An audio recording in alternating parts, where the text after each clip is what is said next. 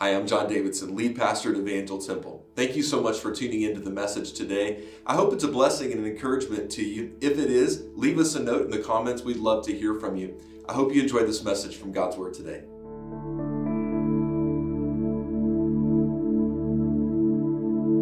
We're in the middle of a series, 2 weeks in now, of a series called More Than Enough. And it's a series all about our relationship to money and possessions. And this is really important because it was important to Jesus. If you read through the New Testament, particularly through the Gospels, Matthew, Mark, Luke, and John, you'll see that Jesus was also very concerned about the disciples and those he was around and their relationship to money and possessions. Depending on how you count it up, as much as 15% of the overall teachings of Jesus are somehow related to money, and a full quarter, really, of the parables that Jesus taught are somehow related to money and possessions. And so Jesus was very concerned about this because he knew that we are concerned about stuff and money and possessions. And money is something that we think about every day, right? In some form or fashion. Either you're going to work to earn money, so you're thinking about that during the day, or you're paying a bill, or you're going to the store or restaurant and you're buying something. And when we do that, we think about money, or maybe you worry that you won't have enough money, or you're constantly checking your bank app or whatever to see how much money you have in your account. Money is it's a pretty big deal to us. You know, it's important. So I want to ask you this morning, how are you doing in your relationship to money? How are you doing? How are you doing with your spending? Anybody good at spending money? Come on. Yeah, come on. Yeah, I'm great at spending money. Like you're so good that you swiped your credit card so many times that you had to call the bank and ask them to send you a new one because your card stopped working. Have you ever been there? Like your card is just worn out. Some of you are pros at spending money. You're like Olympics gold medal winner level. How many of you are good at saving money? Anybody good at saving money? Like you're good at finding a great deal. You use discount codes. You clip coupons. Do people do that anymore? I don't know if there's still coupons, but you're always finding a great deal. You shop at thrift stores. Anybody go thrifting? Oh, well, thrifting's fun. Yeah, it's a great way to save a little bit of money and stay in style while you're at it. You know, and so yeah, some of you are really good at saving money. How about making money? Anybody in the room good at making money? Raise your hand real tall. We all want to be your friends. Come on, just show us where you're at. Show us where you're at. Okay, good. No, some people have a knack for making money. You know, God has just given them a gift for that, and not everybody has that. But thankful when God gives you the gift of being able to produce wealth and make a little bit of money. It's interesting as we read throughout Scripture, we see that Jesus never tells us to be good at making money. He never tells us to be good at even really saving and accumulating money. He doesn't really ever tell us that we need to be good at how we spend money. But he does tell us pretty clearly we need to be growing in how we think about giving money and generosity, not just money, but our possessions in general. And so that's what this series, More Than Enough, is about. It's about us growing in understanding of how we relate to the resources and possessions that God has given us. And so in this series, we're walking through 2 Corinthians chapters 8 and 9. And so let me give you a little bit of context about this passage that we're walking through over these 4 weeks together. In 2 Corinthians 8 and 9, we see Paul writing a letter to the Christians in Corinth. Corinth is a city in Greece. You can go there today. It was a bustling city back in Paul's day, and today you can go and see the ruins of what was that city in ancient Greece, and you can see even some of the landmarks and things that the Bible talks about. And so Paul is writing a letter to the Christians in the city of Corinth, and he writes 2 letters to them. We just refer to them as 1 Corinthians and 2 Corinthians, and actually there's pretty good case to be made that Paul wrote more than 2 letters to them that some of the others we actually don't have record of. But in the first letter that Paul writes to the Corinthian church, he tells them about a really severe need that the Christians in Jerusalem had. He says, hey, your brothers and sisters in Christ in Jerusalem are really struggling. There's a famine.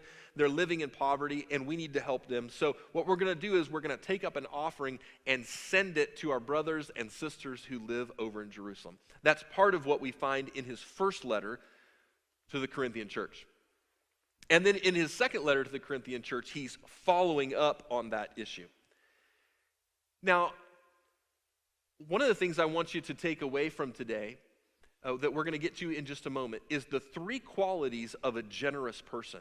But before we get there, I want to tell you some interesting things that we learn in Scripture about really what we need to do in order to become generous people. And really the first thing is we need to be intentional about our giving, intentional about our relationship to money. And one of the reasons Paul is writing this letter to the Corinthian church is he's wanting them to be intentional about how they're thinking about their money.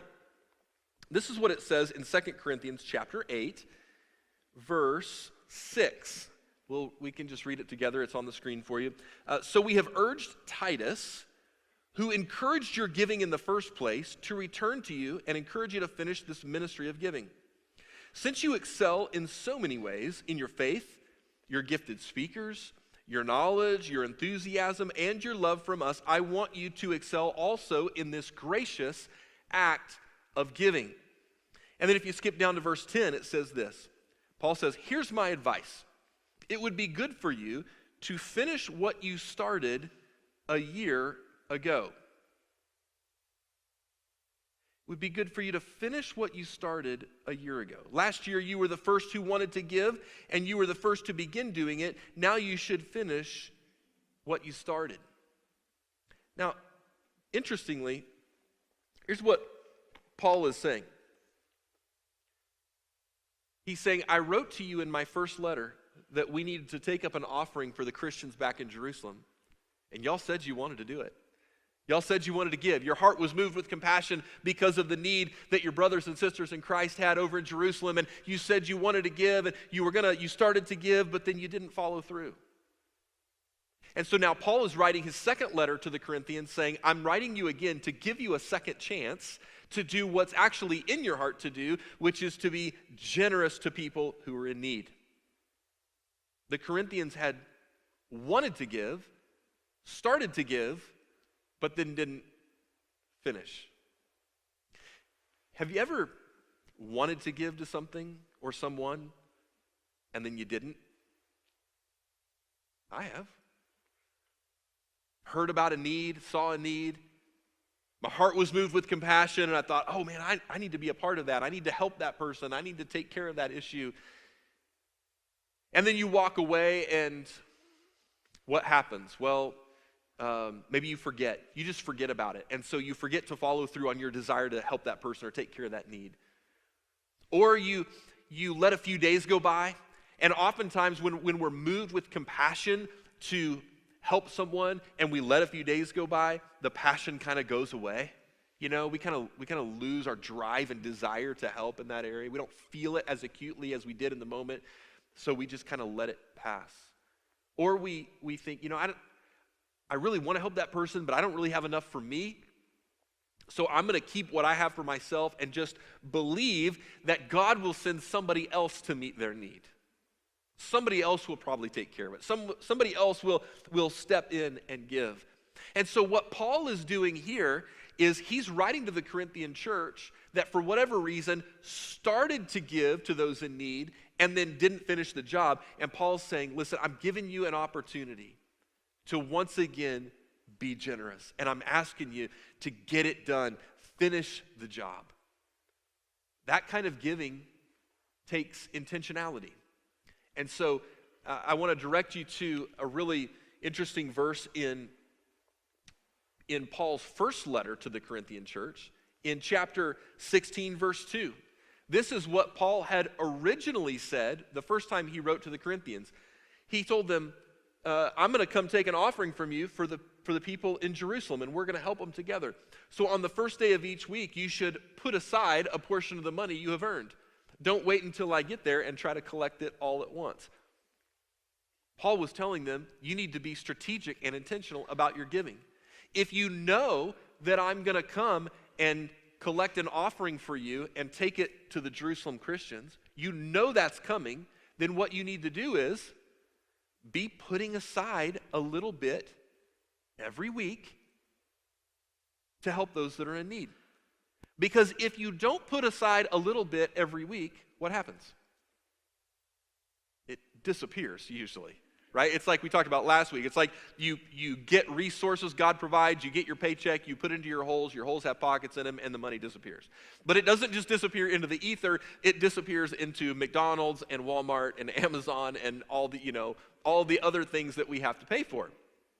So Paul's really smart here. He says, be intentional and strategic.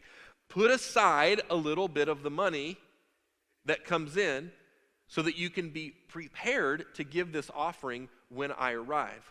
I don't want you to be empty-handed, is what he's saying. When I show up to take this offering, I don't want you to be empty-handed. So he's asking them to be strategic and intentional about how they give. Most people are not strategic about their generosity. They don't plan for generosity, which is why statistics tell us most people aren't generous, whether it be to the church or other nonprofits and charities or even to other people. Most people are not that generous. We don't give away that much of our own resources and income to help others, and I think a lot of it's because we just don't plan for it, which is weird because we plan for everything else financially. I mean, you budget for your car payment, your rent payment, you budget, maybe if you're gonna know you need to buy a new car, you budget for that, you budget for a kitchen remodel, you budget for, some of you have kids, you've put money away for them to save for their college fund. It's a really smart thing to do. And all the college students in the room said amen, because you don't want to pay for it. You'd rather your parents have put aside money to pay for that. So we budget for things like this. You may budget to go on vacation next year. But a lot of people don't budget for generosity. We don't budget to give, which means we're not planning to give. What we like to do is we give spontaneously. And there's nothing wrong with giving spontaneously, except that if all you ever do is give spontaneously, then the chance is really good that you won't have enough money to give what God puts in your heart to give when the moment to give is there, because you haven't planned for it and been really intentional and strategic about it. So I'm going to encourage you to be intentional about your giving. Now, what we're going to do this morning for the rest of our time together, the next few minutes, is talk about 3 qualities of generous people. And it's all out of 2 Corinthians 8 and 9. Okay, so we know we need to be strategic. We know we need to plan. And that's what Paul is writing to the Corinthian church about. So the first quality of a generous person we're going to find in 2 Corinthians 8, verse 3. Now, Paul is writing to the Corinthians, and he's going to reference another group of people that's also giving to this need. They are the Macedonian Christians. Christians from the area of Macedonia, which at the time was a huge area, northern part of Greece and above that. And it was an area where Paul was traveling. He was starting churches. He was kind of serving as an overseer or an elder in these churches. And he's writing to the Corinthians, and he's saying, you guys are not going to believe how generous the Macedonian Christians have been to the Christians over in Jerusalem. I mean, these guys are poor, the Macedonian Christians are, and yet they have given even out of their poverty. So this is what he says in chapter 8, verse 3. For I can testify that they, the Macedonians, gave not only what they could afford, but far more. And they did it of their own free will. Everybody say free will. They begged us again and again for the privilege of sharing in the gift of the believers in Jerusalem. They did even more than we had hoped. So the first quality of a generous person is that a generous person gives willingly. They give of their own free will. That means a generous person wants to give. Now I want to draw your attention to 4 words in verse 4. We got them underlined on the screen. These are really, really important words. Paul says that the Macedonian Christians begged us for the privilege of giving. When is the last time you begged to be able to give? To someone or to some organization or to your church? Come on, I really, really, really want to. Please, please, please let me. That's what the Macedonian Christians were doing with Paul. They heard about the need of the Christians in Jerusalem, and they were like, come on, we got to help. We got to be a part of this. It's awesome. And then he says, they begged us again and again for the privilege of sharing in this. It was a privilege to them. They wanted to. The Greek word there is charis. It's the word that gets translated grace or joy other places in the New Testament. It was a thing they really wanted to do. It brought them great joy to do it. They begged to share in this privilege. They begged us again and again for the privilege of sharing. Okay, so sharing is the third word that I want to bring your attention to. This is the Greek word koinonia. Everybody say koinonia. What a great Greek word. This is Greek class this morning. Koinonia is the word that we translate fellowship. Fellowship. So the Macedonian Christians understood that when they give this gift to their brothers and sisters who are in need, it was a sharing, it was a fellowship. They were, even though they didn't know these people and would never meet the people they're giving to, they felt like we're part of the same family together. We're fellowshipping together. We're part of the family of Christ together because we're sharing with those who are in need. And the last word that I would point your attention to is this word gift. He says the Macedonian Christians begged us again and again for the privilege of sharing in the gift for the believers in Jerusalem. The gift here is not the money that they're sending. That's not the gift. The Greek word translated gift here is the word that's translated in other places in the New Testament as ministry. So what Paul is saying is the Macedonian Christians begged us again and again for the privilege of sharing in the ministry with the believers in Jerusalem. For them, the giving was a ministry.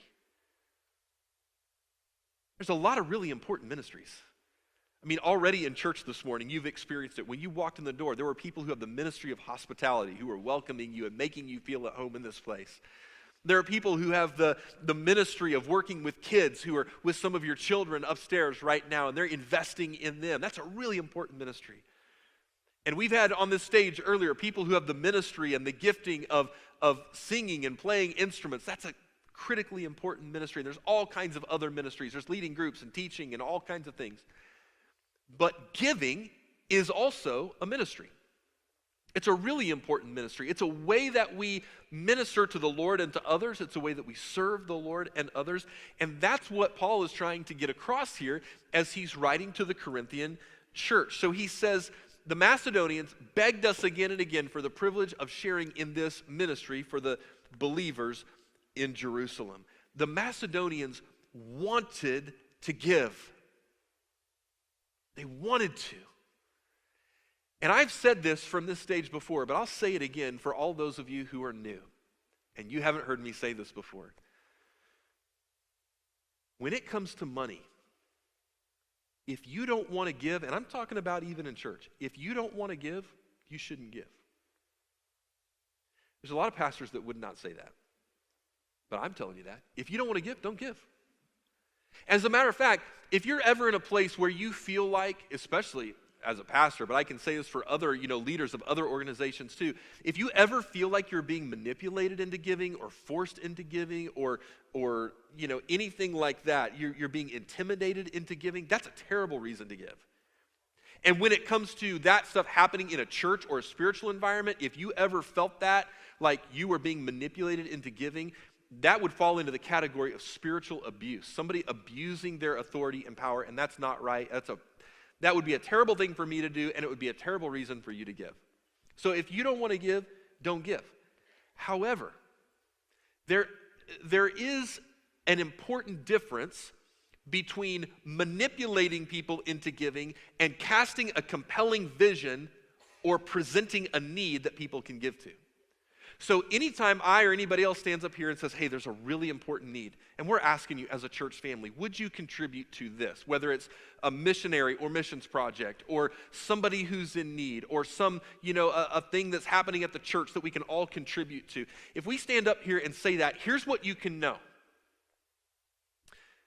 That's not manipulation. That is presenting a need, and I would never do that unless two conditions are met. Number one, it's something that I believe in 100%, that it's a good investment of our collective resources. Number two, I would never ask you to give to something that I don't personally give to.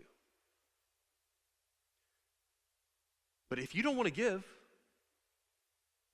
there's an easy solution to that. don't give. Paul is trying to make the point that the giving that is really worthwhile and the giving that we need to grow in is willful giving, because that's the mark of a generous person. A generous person really wants to give. So what I would challenge you to do this morning is to ask God to grow in you a desire to give, so that giving doesn't feel like it's being pulled out of you, or when the topic of money or giving or generosity comes up, it doesn't feel like, ooh, this is gross or weird or whatever. Say, God, I really want to grow in the grace of giving. Help me to give because I want to. And I think if that's a prayer for you, God will honor that prayer because it's something that He wants. He wants us to be cheerful, willing givers. Okay, so the first quality of a generous person is that you give willfully. The second quality of a generous person we find in 2 Corinthians chapter 8, verse 11. Here's what it says. Now, remember, Paul is, he is writing to a people in the Corinthians who want to give.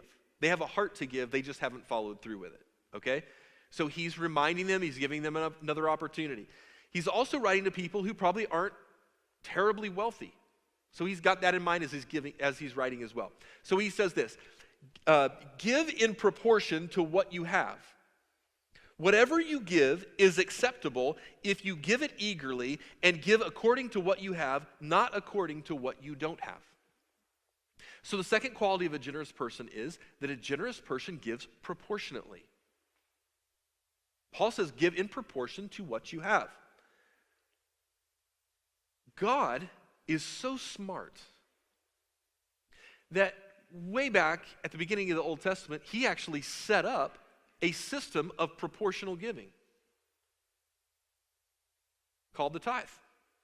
It was 10% for everybody. And I think part of the idea here with this proportional system that God set up is that if everybody gave 10%, whether you're poor or kind of middle class or wealthy, everybody was giving the same percentage so that not one person in the community felt like they were able to dodge the responsibility of being part of providing for God's work and God's house. But also, if everybody was giving proportionally, then the other thing that would happen is that nobody in the community would feel like they were carrying the whole load of providing for God's house. So everybody was giving proportionately. And I mentioned tithing last week, and there's a lot of different views on tithing, and people say, is tithing still for today? Do we need to give 10% of our income? I would just say this.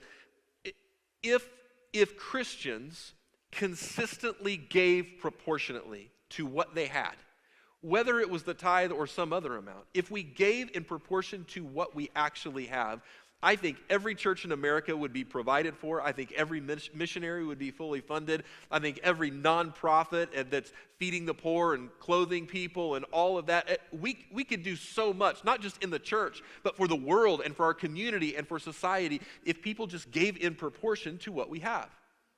So when Christians don't give proportionately, what happens is not only does the church suffer, but I think the community suffers as well.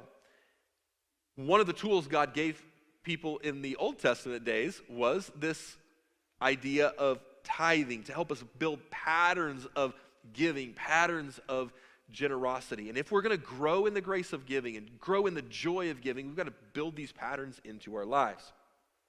Train ourselves to be faithful to God with our money and train ourselves to trust in the Lord.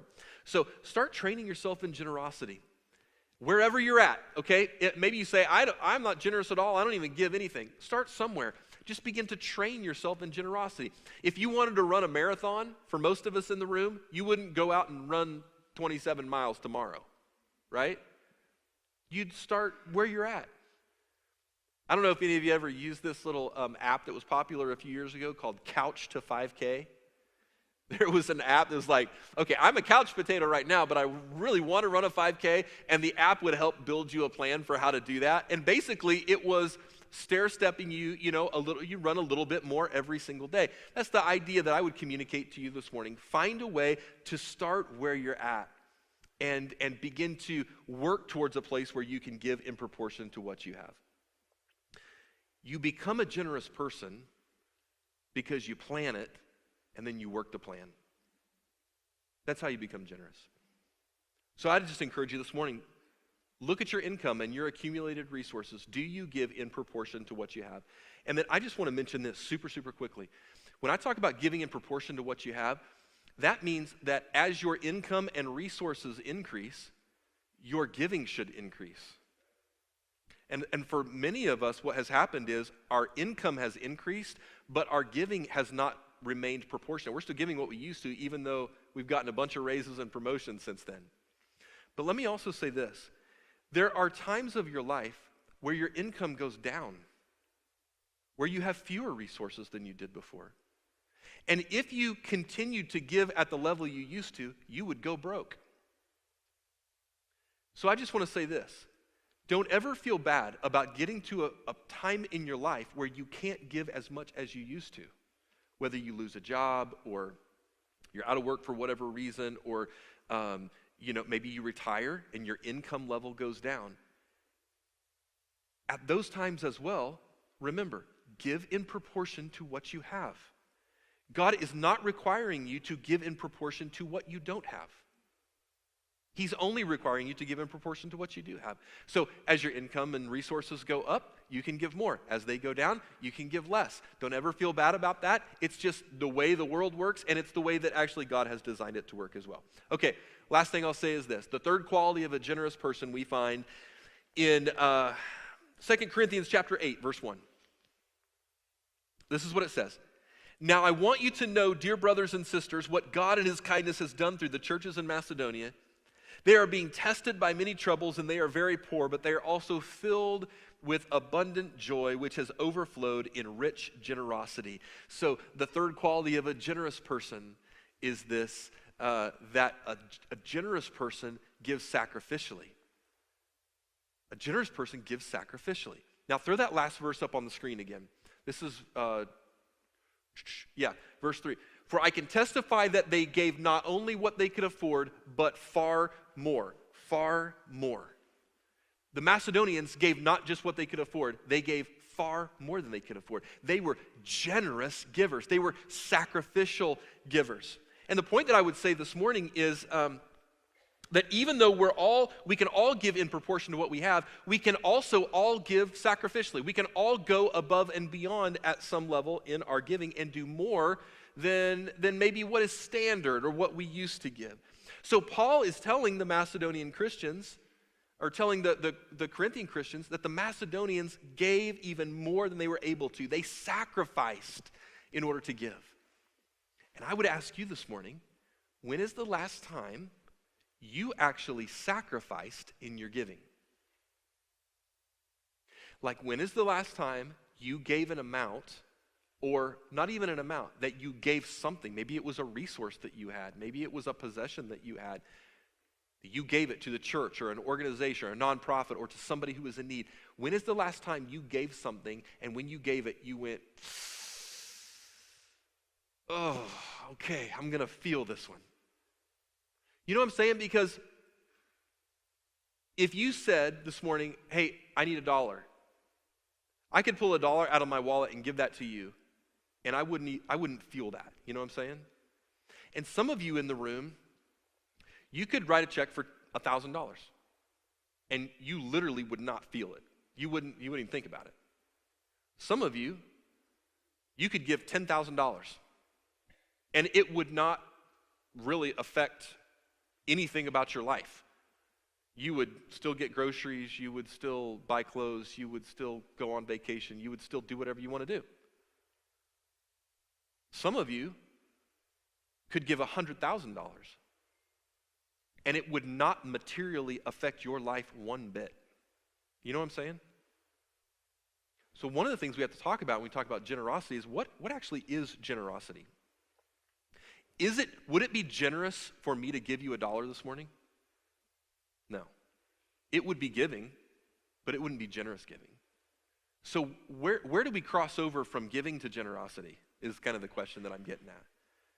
And I think where we cross over from giving to generosity is when we start to give something that actually impacts us, where we feel it when we give it.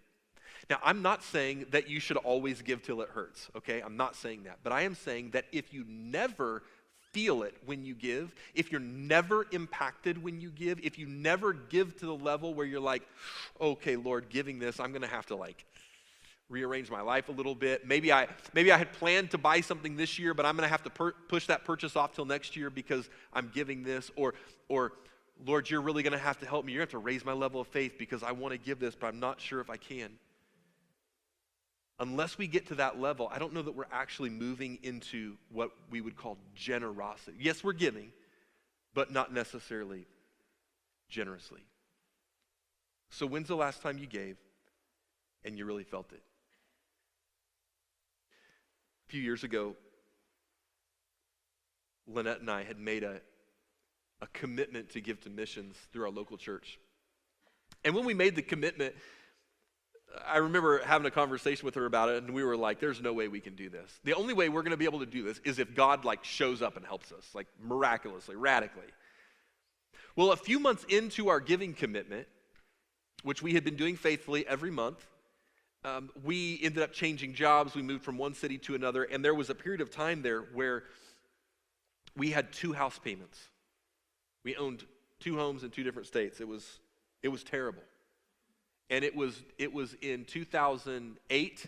So those of you who were, around during those days, you remember like 2008 to 2010, the economy was crashing, the Great Recession, things were not so good. There was money trouble everywhere. And Lynette and I had to make a decision. What are we going to do? The most logical place for us to cut in our finances seemed to be to cut that missions commitment. Because you can't cut your mortgage, you can't cut your car payment, you can't not buy groceries, right? There's some things that you have to do. So it was easy to cut that missions payment. But we thought about it and we prayed about it and we just made the decision, no, we're going to do it. And here's why. Because when we made that commitment to the Lord a few months ago, God knew this was going to happen. God knew. We did what we felt like God had put in our heart to do, but God knew back then that we were going to be switching jobs, switching cities, and God knew we were going to have 2 house payments, and God knew all of that. So none of this takes him by surprise. So we are going to trust God. Now, would God have been mad at me if I would have said, we're not going to make that missions payment? No, I don't think God would have been mad at us for that, okay? I don't think God would have put us in the doghouse because we put our missions commitment payments on pause. But we made the decision that during that season, we were going to continue to give just what we had committed to the Lord. And there was a time, I got to be honest with you, that was really, really hard. We had to very quickly start cutting into our savings. And over a matter of a few months, we essentially gave all of our savings to fulfill that missions pledge. And I don't know about you, but when we save money, we have that earmarked for something. Like it's going somewhere. It has a name. I'm not saving it for no reason. I'm saving it for a reason. And we had that money committed to go somewhere else, but we just really felt like the Lord was telling us to give, so we did. And I'm not going to tell you that it was easy, because it wasn't. But I will say this, that what we saw over the next 4 to 5 years was that God did something miraculous in our finances that I can't quite explain, other than God blessed us in multiple different ways, and over a period of about 5 years restored to us everything that we had given away and more. And I'm not saying that God is some cosmic, vending machine that you put in a payment and he's going to give you back out exactly something. All I'm saying is we made the decision to give sacrificially. And what we experienced was the faithfulness of the Lord in our finances. And while you shouldn't always give till it hurts, when you do, and you do that because you really believe it's what God's calling you to do, I can say this, God will be faithful to you. God will be faithful to you. He will take care of you. He will never let his children go without. So last thing I'll say to you is this. When is the last time that you gave sacrificially? Maybe what God is asking you to do is to take a faith step. Whether it's something here at church, it's a nonprofit organization, maybe it's a family that's in need, and you could provide what they need. You have the resources, you have the possessions, you have what it takes, but it would cost you something.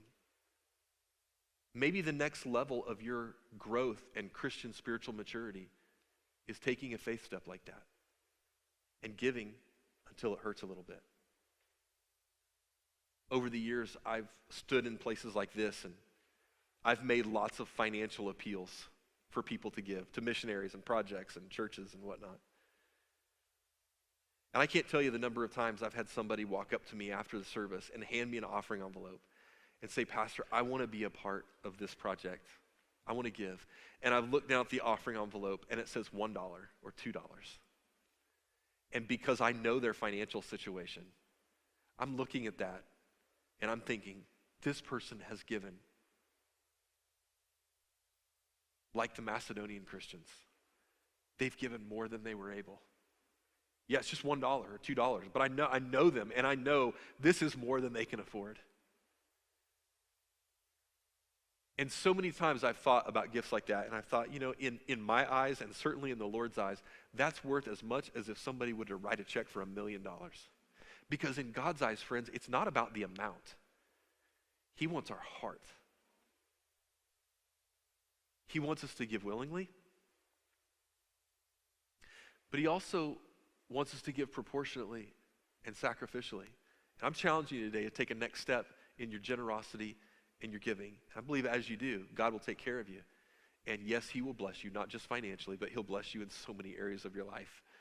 I love that verse from Malachi where he says, basically, if you'll be faithful and give, I will throw open the windows of heaven and pour out so much blessing that you can't even contain it. I've experienced that in my life. And I believe that you can experience it too as you grow in the grace of giving. 3 simple ways to apply what we've talked about today. Worship team, you guys can come back. 3 ways to do this. First one is this: start tithing, or in some way giving proportionately. Okay, maybe you don't give at all. Maybe generosity is not an area of your life where you have been growing. I would encourage you to start somewhere. Like Paul said, you've grown in so many areas. He says this in 2 Corinthians 8:7. He says, you have grown in so many areas of your life. Now grow in the grace of giving. And I would say to you, so many of you, you have grown in so many areas of your Christian life. Now grow in the grace of giving. Start a journey of generosity with the Lord. There's, of course, ways to give on our website, evangeltemple.church, or you can use the QR code in front of you. It's a simple way to just start the process. The second thing that you can do to take action on what we've talked about today is partner with us on giving gifts to families in need through Field Elementary. So as you walk out today of these doors, on your left, there's some wooden Christmas trees and there's some ornaments hanging on there. And what we do every year is we provide these as a way for our church family to give directly to families in our community that are in need. So this isn't giving to the church, this is giving to other local families in our neighborhood right here around our church.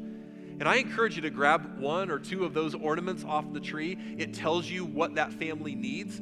Sometimes it's clothes, sometimes it's a Walmart gift card for groceries that they need. And I want to encourage you to grab one of those, and there's instructions for how to bring those gifts back and when they need to be back here to the church. That's a great way for you to practice generosity. The third way is to be thinking and praying about our Thanksgiving offering, which is next week and December 1st. These are the Sundays before and after Thanksgiving. And this offering is going to go to a handful of things. It's going to support some critical year-end needs right here at ET, in the ministries of Evangel Temple, and also some incredible year-end gifts to some of our great community partners that we work with, like the Pregnancy Care Center and Victory Mission and Teen Challenge and others that we want to support with some special year-end gifts. These are organizations that are doing incredible good in our community, helping people who are in need. And so I want to just challenge you today as we prepare to go to think about what God would have you give. And I know you may be gone one of those Sundays if you're traveling and out of town to see family. So we're giving 2 different opportunities on 2 different Sundays to give in that offering. But just ask the Lord what he would have you give, and then do it. Just be obedient to the Lord. Okay? So that's all I'm asking you to do. Just be obedient to the Lord. Well, friends, I want to pray this morning for you. As we go in a moment, that God would bless your life, especially in this area of giving and generosity, that God would grow you in this. But before we do that, I just want to take a moment to ask you to kind of look inside your life and to reflect not only on God's word for today, but reflect just on where you're at in your relationship with the Lord. Because our relationship to money is just one aspect that reflects, is my soul okay with God? But truthfully, there's a lot of areas of our lives that reflect if we're doing okay with God. So I just want to give you a moment this morning to just reflect. So maybe you just want to close your eyes and just kind of get in a moment just with you and the Lord. And just say, God, how am I doing with you? Is my heart right? Is there sin in my life that needs to be confessed and repented of? Are there areas of my life where I'm holding back from what I need to give to God? Have I truly made him Lord over every area of my life? This is a moment for you, friends, just to take one step towards the Lord. Maybe it's confessing sin. Maybe it's just saying, Lord, I need you. I need you today. Help us, Lord, even as we receive your word, to grow in faith, to grow in our relationship with you. God, would you shine a spotlight on our soul today and identify for us, point out for us any area that's not right with you so that we can come back into alignment with what you want for us.